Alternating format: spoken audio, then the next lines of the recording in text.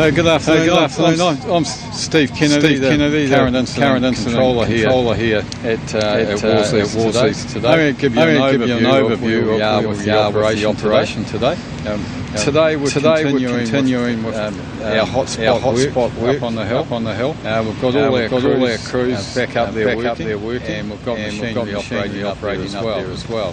The conditions have changed a wee bit today. It's a wee bit cooler for us, but we have got that wind behind blowing things around a bit for us. We are still managing to fly helicopters up there at the stage. Our drone team worked again overnight. They identified about 17 hotspots in the areas that they flew. We're down to with those 17, we've got 40 hotspots that we're aware of at the moment from the areas that we've identified that may be at risk for us. So they're working actively on all of those today. So fortunately with being a bit cooler, it's probably a bit easier on our crews up there. It's not so hot, but we are really aware of the fatigue factor with our crews, making sure that they're getting plenty of rest and hydration up there as well. So this operation will continue at the moment. We're planning through till Thursday at this stage, but we're hoping as time goes on and once we pass the weather conditions today, and how we get on with the hotspot work, we may be able to start reducing what we've got working up on the hill. Thank you.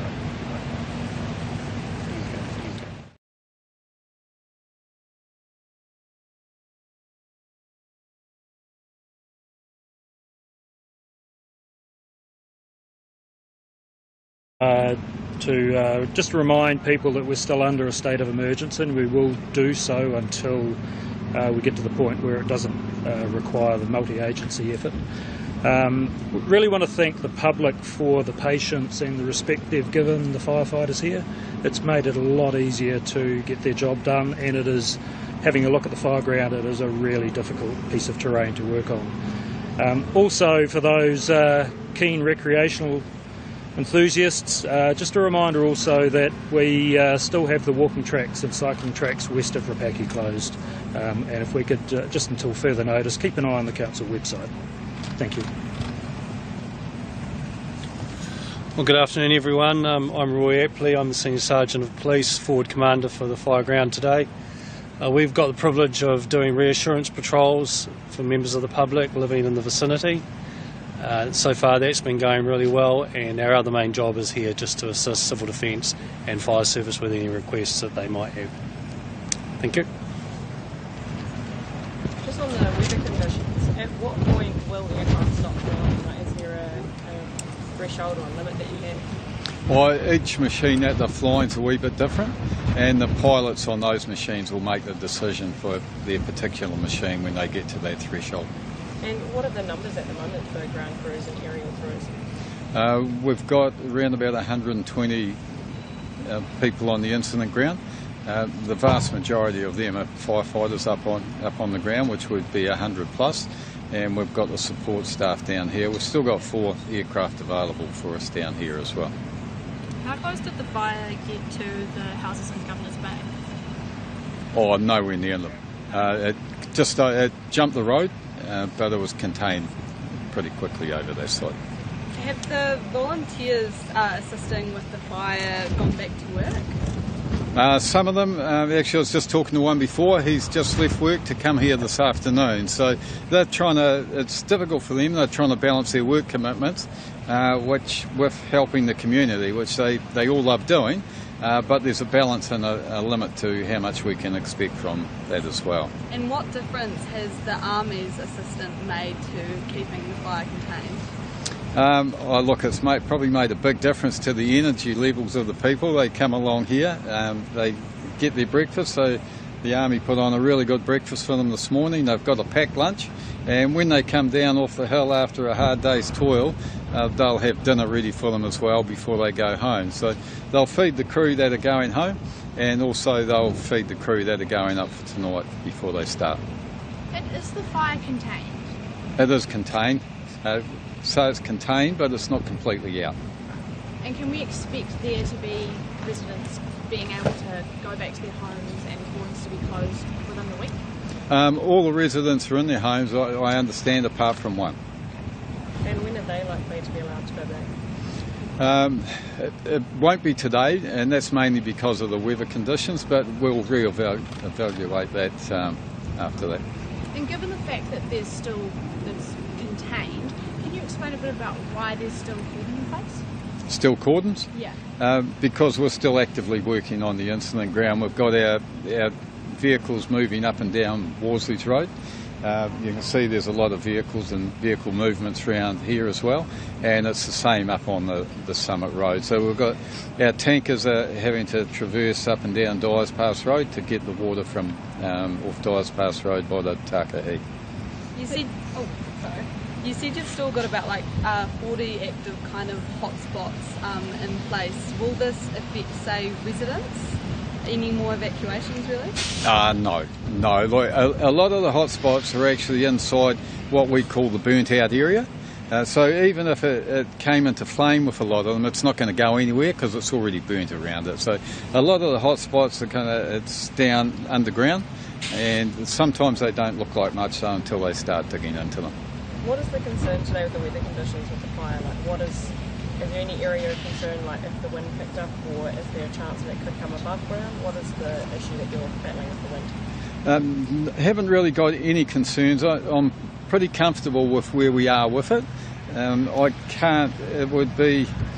don't foresee any breakouts anywhere in any of the unburnt areas at this stage. And when you say Thursday is what you're planning for at the moment, is that the crews and the situation as is now with the same amount of people working on it, or is that like a target when you'd like the fire to be out? I expect from tomorrow on we'll start reducing the crews that we've got working up on the incident ground, and our planning for tomorrow, there's a reduction probably of about 30 up there already, so we're already planning for that. And tomorrow there's another weather change tomorrow, and it'll be a wee bit colder and the conditions will be more favourable as well. What would you say to people who assume no smoke means no danger? Well, the danger is probably not on this site for them, but with the dry conditions around Canterbury, anywhere where there's dry vegetation and doing any hot work, and also sometimes it's simple things like a stone through a mower blade that creates a spark that can start a fire, and it might seem pretty innocuous just out cutting the grass on the side of the road, but that's probably more danger in the conditions that we've got today than what there is for people up on the hill. Have you had any more issues with disaster tourists? Any what, sorry? Any more issues with disaster tourists? Not from my understanding, but Roy may be able to answer that better. Do you want me to say something? Yeah, so in regard to disaster tourists, obviously we're still trying to encourage those people not to be here, hence why the cordons are still in place. And to that end, there's really only one fixed cordon, which is the Summit Road between Gebbies Pass and Dyers Road, and that's to allow the fire service and other emergency services that might be required up there to be able to operate freely. So really, this is not the place for people just to come and have a look at this stage. We're still amidst the fighting of the fire, and so as long as we need to keep this area cordoned for that purpose, we'll do that. So just stay away. If you really have to have a look at it, there's plenty of places you can see the hillside from that's not immediately here. So if you really need to have a look at it, do so from those places. Don't come here.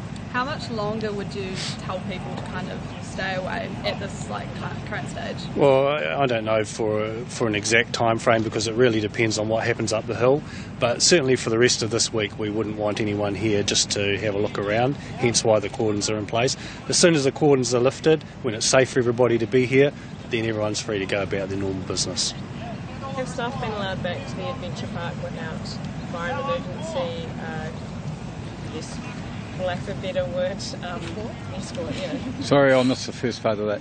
Have the staff in the adventure park been allowed back without fire and emergency escort yet? They've provided us with a risk assessment and a safety plan.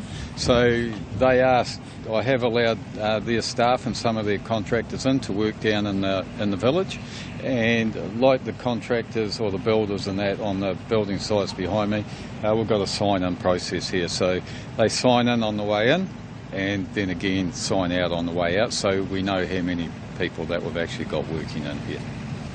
In terms of the Emergency Operations Centre, is that on the same understanding of FENS that Thursday? Will it be looking like you're reducing any staff, or are you still keeping on the same numbers?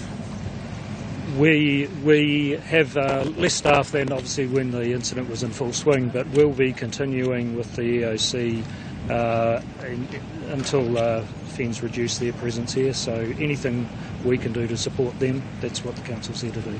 And is that state of emergency being reviewed daily?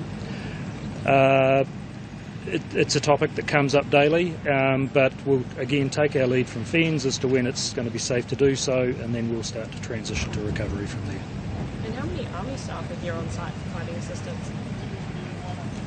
How many other staff? Army staff are here providing assistance. We've actually got a couple of Army crews up the hill as well, so not only are they providing the kai for us, but they're involved in the firefighting effort as well. Actually, it's probably a good opportunity to mention some of the support agencies and other people that we've had supporting the firefighting efforts. And there's multiple agencies, there's multiple people that have been helping with this. And you know, we're kind of just so grateful for the support that we've had with that. It's been a huge team effort to get the fire to where we are with it today, and that also includes the residents and that for their understanding. And like we've had a few of your disaster tourists, as you term it, but overall, look, it's been really good, and people have been really good. So I'd just like to thank everybody, the community, and all those agencies for the support we've received. How tired are firefighters, would you say? Obviously there are lots of fires popping up. What's it like for them? Oh, look, they all get weary. At the end of the day, when they come down off the hill, they look pretty shattered.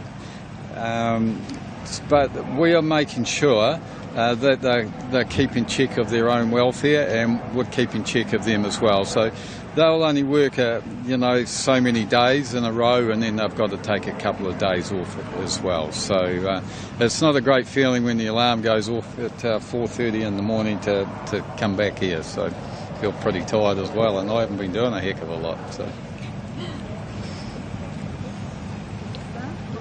Thank you very much. Thank you.